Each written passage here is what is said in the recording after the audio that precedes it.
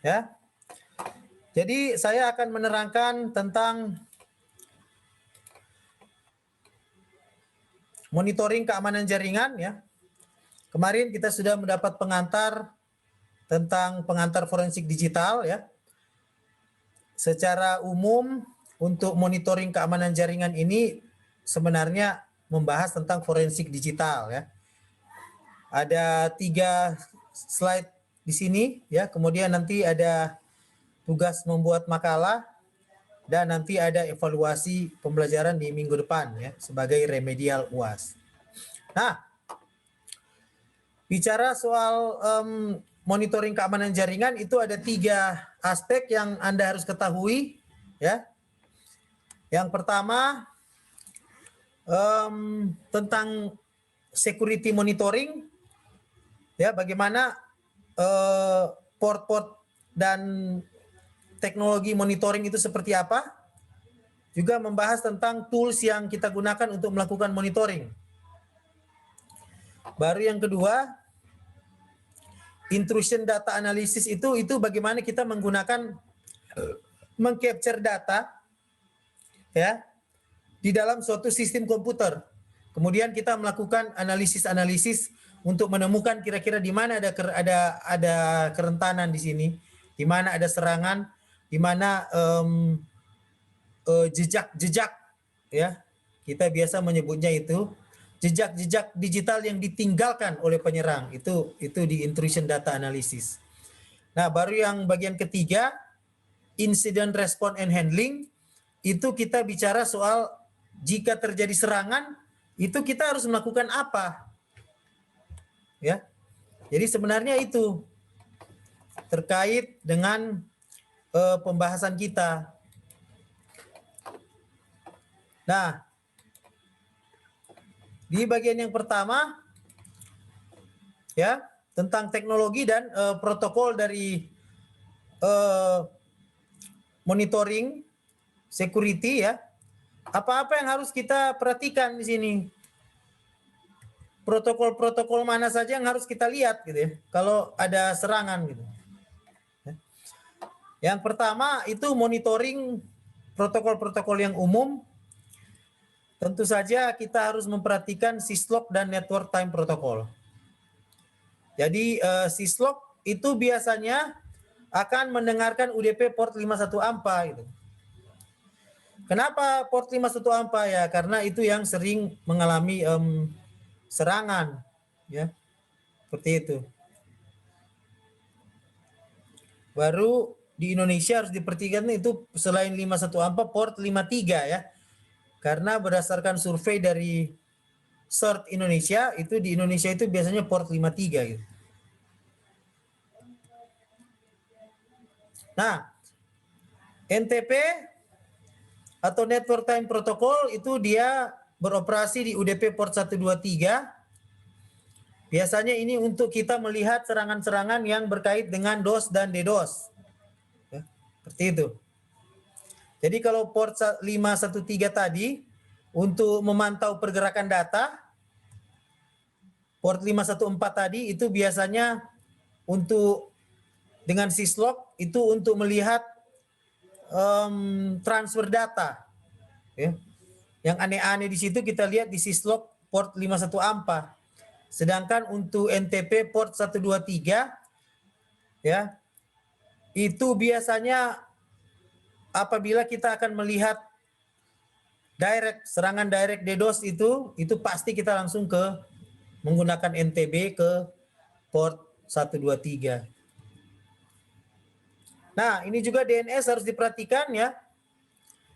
Kenapa DNS domain name system ini harus diperhatikan? Karena di Indonesia sering terjadi. Contoh di klik BCA itu pernah terjadi itu. Jadi domain yang tidak sebenarnya. Jadi domain DNS ini biasanya ada serangan-serangan yang kita sebut dengan DNS exfiltration ya.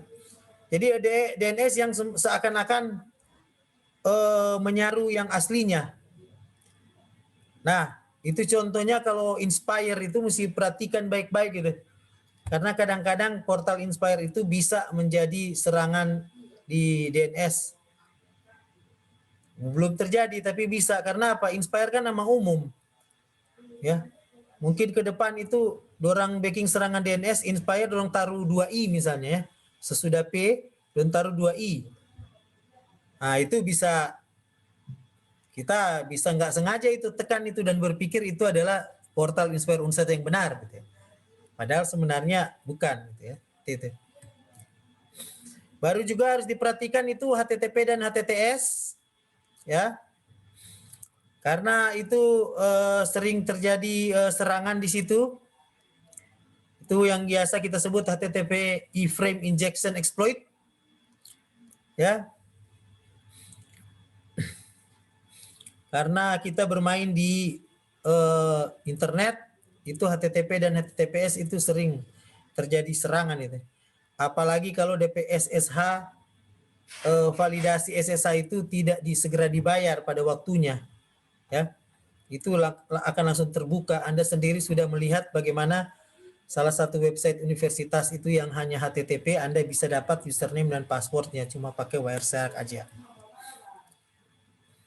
Nah, ini contoh serangan di HTTP, fungsi dari kenapa harus ada secure socket layer di situ. Intinya dia sebenarnya akan membungkus data-data yang terjadi antara klien dan server, ya. Jadi kalau ada SSL atau TSL di sini, data yang dipertukarkan di protokol HTTPS itu biasanya terenkrip. Ya. Seperti itu. Hanya itu aja sebenarnya fungsi dari SSL. Jadi kayak website Unsrat, portal Inspire sekarang yang ada SSL, HTTPS, itu terenkrip, tidak sembarangan bisa dilihat. Seperti itu. Nah, selanjutnya kita akan melihat bagaimana log file ya, sistem log. Log file ini sangat penting diketahui oleh Anda sekalian ya. Kenapa? Karena log files itu biasanya selalu menjadi andalan dari kita untuk melihat pertama kali jika terjadi insiden.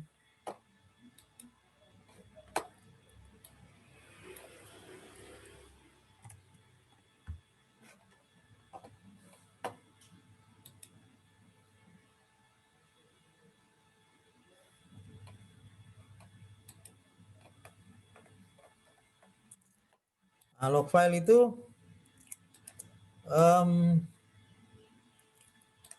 penting kita pelajari karena itu sebenarnya.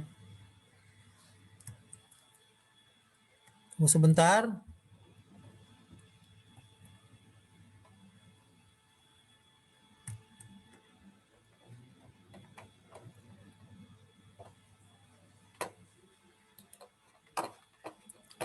Nah, bagian berikut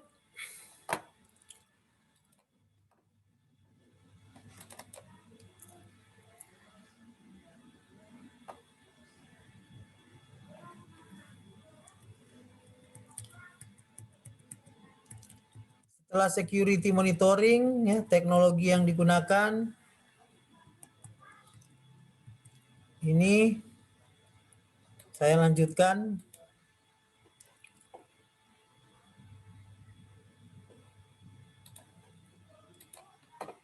Di sisi email ya. Jadi biasanya yang sekarang sering dialami terutama phishing ya, itu di protokol SMTP, POP3 dan IMAP ya. Ini yang sekarang lagi banyak dialami oleh email Unsrat ya. Ada serangan-serangan melalui protokol-protokol email. Jadi biasanya phishing itu mereka menggunakan ini. Jadi email-email seperti contoh kita memiliki email Gmail dan email student Unsrat misalnya atau dosen Unsrat. Sehingga penarikan data di situ kan pasti harus menggunakan SMTP, POP3 dan IMAP. Apalagi kalau email tersebut kita mau tarik ke handphone ya. Nah, ini biasanya sering ada serangan di sini. protokol IMAP ini. Phishing biasanya ada di sini. Kemudian ada juga yang namanya ICMP. ICMP itu terkait dengan DOS attack, ya. Jadi biasanya menggunakan teknik ICMP tunneling, ya, malware uses crafted ICMP packet to transfer file dari infected host ke threat actor. ACLS juga, ya, biasanya ACLS itu sering menjadi korban port scanning dan penetration testing, ya. Itu yang sudah Anda coba di praktikum-praktikum kemarin. Baru NAT dan PAT, ya. Apalagi kalau terjadi multiple IP address. Nah, ini yang terakhir, encryption, encapsulation, dan tunneling, ya. Ini maksudnya untuk menjelaskan bahwa meskipun penting sekali untuk enkripsi, encapsulation gitu, apalagi kalau kita untuk mendownload file gitu, ya. Sayang itu kita di e-learning masih belum sempat menerapkan ini. Misalnya Mner Stanley upload file presentasi di modul e-learning, Anda download itu harus dienkripsi, ya. Minimal harus diperiksa dulu apakah SH-nya benar gitu, ya. Tapi kita di e-learning belum gitu. Syukur-syukur kita di e-learning belum dapat serangan gitu. Padahal itu sebenarnya infrastruktur yang paling rentan gitu, karena orang bisa upload file apa aja yang jelas-jelas bisa berisi virus, ya, kemudian di-download. Nah, itu bahaya itu. Apalagi saya lihat portal Inspire sekarang hanya mau menggunakan panduan di website, ya. Jadi panduan menggunakan portal Inspire itu di website. Nah, itu kan berarti banyak sering terjadi upload download itu. Itu sangat rentan itu terjadi serangan di situ. Load balancing ini teknik yang sangat sering kita gunakan, apalagi kalau Anda network engineer. Kadang-kadang kalau jaringan lalot, ya, sibuk, itu biasanya kita langsung melakukan load balancing. Padahal sebenarnya jangan langsung load balancing, karena bisa saja itu kenapa terjadi jaringan lalot, karena kita sudah mendownload virus, ya, yang membuat jaringannya jadi lalot. Gitu. Seperti itu. Nah, berikut log files, ya. Ini log files ini ada beberapa teknik, ya. Misalnya kita menggunakan snort. Gitu, ya. Kalau saya kemarin di Unsrat, waktu menjadi security officer di situ, saya taruh snort, gitu, ya. Saya pakai snort, ya. Jadi semua traffic internet Unsrat itu harus lewat server yang saya taruh aplikasi snort, ya. Jadi dari aplikasi snort itu kemudian saya bisa memantau seluruh kondisi pertukaran data yang ada di Unsrat, ya. Meskipun pengalaman kami waktu menggunakan aplikasi snort itu kecepatan akses itu menjadi berkurang dikit, beberapa detik aja, beberapa mikrodetik. Jadi mempengaruhi kecepatan akses. Tapi kan lebih baik aman daripada terlalu cepat, gitu, ya. Seperti itu. Nah, sebenarnya kalau snort ini dia itu bisa digunakan di security union, ya. Jadi ada aplikasi paket, ya, yang kita sebut security union. Di situ sudah ada, ya, sehingga dia bisa mengcapture section dan transaction data, gitu, ya. Ini contoh misalnya alat Cisco Prime Network Analysis Module, ya. Jujur aja ini mahal, gitu, ya. Tapi karena kita sekarang trendingnya Cisco, ya, jadi kita pakai alat-alat yang mahal. Jadi agak sulit ini di Unsert aja, setahu saya tidak ada ini, ya, Cisco Prime Network Analysis Module. Jadi dia spesial untuk mengcapture, ya, mengcapture data, ya. Kemudian alat itu langsung melakukan behavioral analysis sehingga bisa diperkirakan apakah ini sudah ada serangan atau tidak. Jadi ini alat dari Cisco ini, dia masuk ke paket Cisco Cognitive Threat Analytics, kemudian di situ dilakukan anomaly detection, ya, kemudian melakukan machine learning, bisa keluar potensi threat-nya apa. Ah, ini judul skripsi yang sangat baik sebenarnya. orang-orang yang ingin menggunakan machine learning gitu di dalam menganalisis kasus apakah ada cybercrime atau tidak. Ya, dia nanti akan pakai Hostlog ya. Hostlog ini versi Windows ya. Ini bisa Anda sudah ada bawaannya ini di administrative tools di Windows. Kemudian ada syslog ya. Ini biasanya syslog yang kita periksa itu seperti ini gitu. Baru ada server logs. Nah, ini contoh server log dari Apache gitu ya. Jadi masing-masing database itu server yang database itu biasanya punya akses log. Nah, ini contoh tampilannya seperti ini kalau akses log yang servernya Apache. Itu yang perlu kita lihat di sini ya. Ada client IP address ya. Dan masalah timestamp ini mereka mengakses kemudian dia menggunakan protokol apa. Itu kalau kita membuka web server access logs. Oke. Nah, berikut terkait dengan teknik untuk mengcapture data. Jadi yang dimaksud dengan pengumpulan data yang kemarin saya terangkan di digital forensik itu, kita harus menggunakan tools ya. Nah, untuk di server, kita menggunakan tools ini, Security Onion. Ya, ini semua sekarang lagi dipakai ini dan ini free di Ubuntu Linux distribution ya. Namanya Network Security Monitoring yang disebut Security Onion. Ini harus di-download ya. Karena Security Union itu di dalam situ dia kayak sudah ada package yang lengkap untuk melakukan monitoring security. Anda lihat di sini, dia bisa melakukan analisis, menganalisis data, capture dan analisis data, baru dia bisa detect, kemudian dia tampilkan data itu.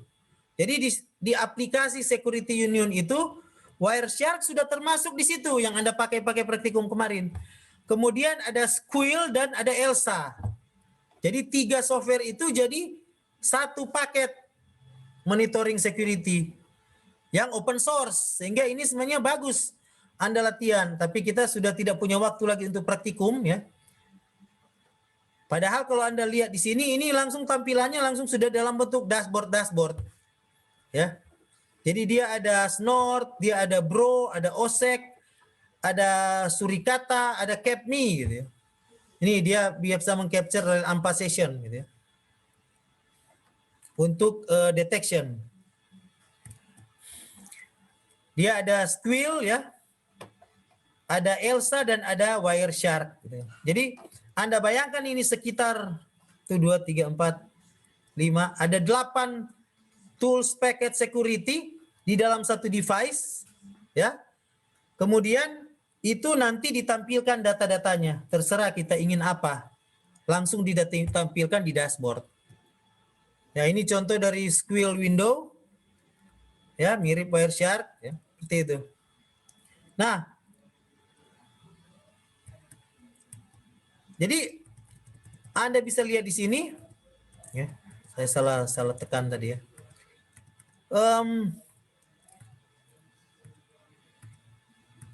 Ini ya. Ini yang ditampilkan oleh Squill ya. Jadi ditampilkan oleh Squill dia nanti model seperti ini, baru query-query yang ada, baru kita bisa pivoting, kita bisa pilih ya.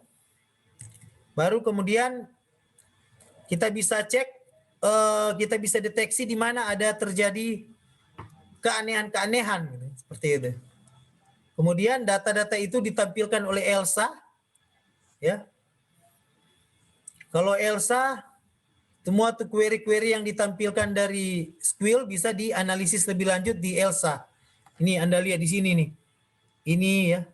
Nanti kalau sudah ada eksekusi sesuatu itu biasanya dia kasih merah. Ini query-query dari Elsa itu dia sudah bisa langsung ditampilkan dalam bentuk grafis, sudah model dashboard. Ya. Nah, kemudian OSEC ini dia dia mendeteksi, kemudian dia kasih flag ya, dia kasih tanda mana yang berbahaya, mana yang enggak gitu ya, seperti itu. Nah, ini contoh bagaimana Elsa, Square, dan Cisco menampilkan, dia tampilkan itu secara real time ya, online. Jadi kalau selama ini kan Anda praktikumnya hanya Wireshark aja ya. Wireshark itu dia terbatas ya.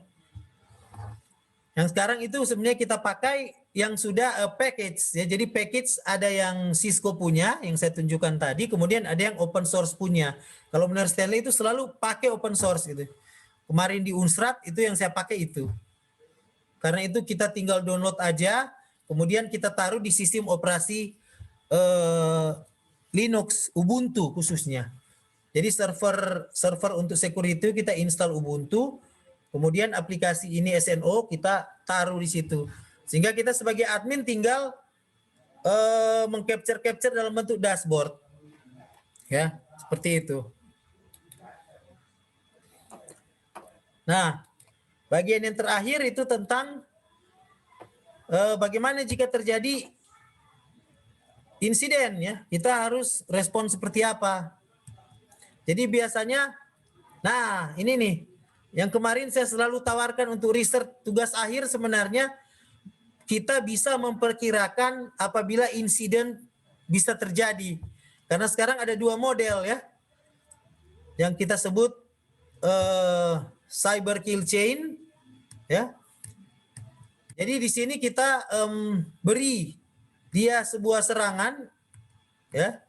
Kemudian kita lakukan langkah-langkah pencegahan, reconnaissance, kita weaponization, kita delivery, kita exploit, kita install, kemudian kita command control gitu ya. Itu bisa itu dilakukan karena ada toolsnya gitu ya. Sesudah ada serangan, kemudian kita tangkis seperti apa modelnya. Ini contoh ya. Baru ada yang namanya diamond model ya. Menyerang kemudian bertahan dengan model diamond model. Jadi ada cyber kill tadi dan ada yang diamond model. Sebenarnya hanya itu dua saja terkait dengan model intrusi ya, insiden dan insiden respon seperti apa yang kita bisa lakukan. Contohnya ini ada Fairy schema gitu ya. Fairy schema itu bagaimana dia menangkis ya serangan-serangan yang terjadi dengan dua model yang tadi, diamond model dan cyber kill chain model. Dicoba apakah dengan teknik Fairy schema seperti ini, settingan seperti ini berhasil mencegah itu atau tidak. Ya.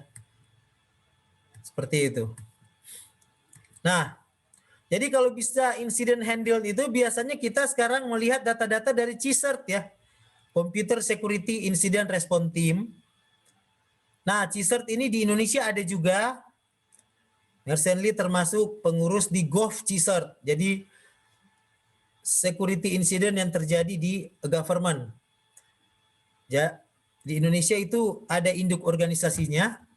Kita namanya ID CERT ya. Kalau ID CERT itu CSIRT itu. Jadi tugas kita menganalisis serangan-serangan dan mencarikan solusi bagaimana supaya serangan itu bisa ditangkis, bisa dicegah di masa mendatang. Nih, ini ada contoh dari CSIRT yang ada. CSIRT itu ada internal, ada nasional, coordination center.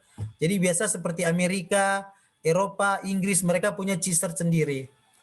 Yang bagusnya di CSIRT seperti di Amerika itu mereka secara rutin ya, hampir setiap hari, NER tergabung di mailing list mereka itu, hampir setiap hari mereka memberikan potensi-potensi kerawanan yang ada di Adobe, yang ada di Windows, sehingga celah kerawanan itu kita sudah tahu lebih dulu dan kita sudah bisa tutup lebih dahulu. Seperti itu. Kemarin itu yang heboh 2 minggu lalu itu celah kerawanan di browser Mozilla gitu ya. Seperti itu. Kalau sekarang yang heboh itu barusan kemarin terjadi celah kerawanan di sebuah organisasi layanan security yang sangat terkenal, Rapid Eye gitu. Seperti itu. Ini contoh dari US CERT ya. Ini Anda bisa berlangganan email ke mereka, masuk ke website mereka kalau Anda ingin tahu isu-isu kerawanan apa aja yang sedang tren dan baru ditemukan. Seperti itu. Jadi mereka punya cara untuk ada panduan-panduan ya dari NIST dan CERT ini untuk bagaimana mengatasi kalau ada insiden ya. Seperti misalnya kemarin di Unsrat, kalau memang ada serangan insiden email password di portal Inspire, itu caranya mengatasi itu seperti apa aja. Langkah-langkah tindakannya seperti apa, itu ada panduannya di sini sebenarnya. Seperti itu.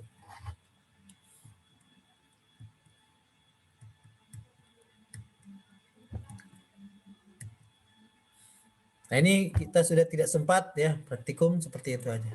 Jadi sebenarnya itu yang terkait dengan forensik digital, saya sudah berikan wawasannya itu, bicara soal monitoring ya, lihat protokol-protokol dan port-port mana, kemudian harus mengetahui log files, itu pasti, syslog, harus tahu tools apa yang digunakan untuk melakukan monitoring, ya, yang versi Cisco dan versi open source, dan yang terakhir harus tahu policy-nya dalam menghandle incident response. Seperti itu. Oke.